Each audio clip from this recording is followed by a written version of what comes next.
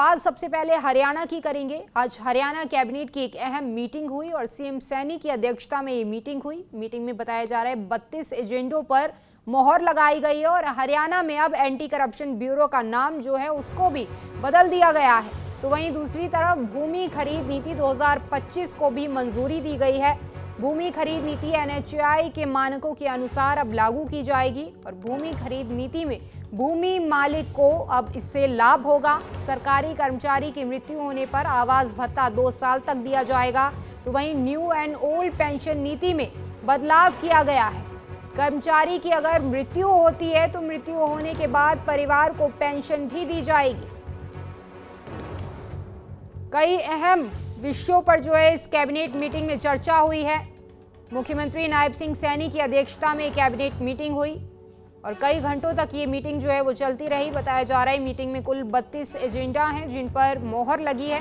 हरियाणा में anti corruption bureau का नाम भी बदला गया है और इसके साथ ही भूमि खरीद नीति 2025 को भी मंजूरी दी गई है।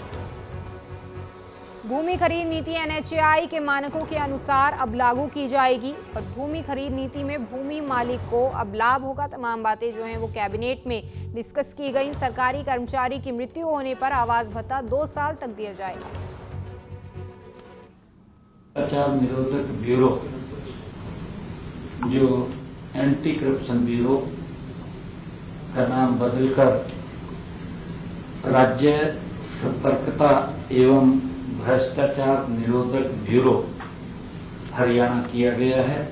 बैठक में विकास परियोजनाओं के लिए सरकारी विभागों, बोर्ड एवं निगमों तथा सरकारी कंपनियों को स्वेच्छा से दी जाने वाली भूमि खरीद नीति 2025 को मंत्रिमंडल ने मंजूरी दी है। अब ये भी निर्णय किया गया है कि सड़क परियोजनाओं के लिए, क्योंकि कई बार ये भूमि के ऊपर हम भूमि खरीदते हैं और बीच में कुछ जमीन का टुकड़ा रह जाता और नहीं मिल पाते। मंत्रिमंडल ने निर्णय किया है कि जो एनएचएआई की नीति है, सड़क की परियोजना के लिए भूमि के अधिग्रहण करने की जो एनएचएआई की नीति है, उस मॉडल को अपनाने पर विचार किया जाएगा। हरियाणा सिविल सेवा नियम 2016 में संशोधन को मंजूरी दी गई है। जिन कर्मचारियों की मृत्यु पर परिजनों को एक बड़ी राहत इसमें मिलेगी। मृतक कर्मचारियों के परिवार को 2 साल की आवास सुविधा वो सुनिश्चित की गई है, क्योंकि जो कर्मचारी सर्विस में होता था और उसके पास सरकारी आवास होता था, अगर दुर्घटना हो जाती थी तो परिवार को दिक्कत आ जाती थी, तो उसको 2 साल के लिए सुनिश्चित किया है। सेवा के दौरान किसी सरकारी कर्मचारी की अगर मृत्यु होने पर अब मृतक परिवार को आवास भत्ता ये 2 वर्ष की अवधि के लिए मिलेगा, जो पहले 1 साल के लिए मिलता था। कर्मचारियों के लिए एकीकृत पेंशन योजना, उसको भी जो यूपीएस, उसको भी लागू को मंजूरी दी गई है। हरियाणा के कर्मचारी जो वर्तमान में न्यू पेंशन स्कीम में शामिल हैं, उनको भारत सरकार की तर्ज पर यूपीएस का भी ऑप्शन देने का फैसला मंत्रिमंडल ने किया है। यह एक ऐतिहासिक कदम है और यह योजना 1 अगस्त 2025 से ये प्रभावी होगी।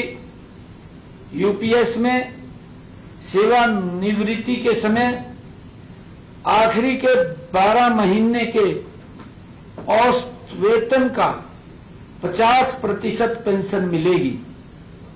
कर्मचारी की मृत्यु के उपरांत परिवार को भी पेंशन मिलेगी। और इस वक्त ज्यादा जानकारी के साथ हमारी संवाददाता पूजा वर्मा फोन लाइन पर जुड़ गई हैं। पूजा, क्या कुछ जानकारी है? आज हरियाणा कैबिनेट की अहम मीटिंग हुई, बताया जा रहा है एंटी करप्शन ब्यूरो का नाम भी बदला गया है।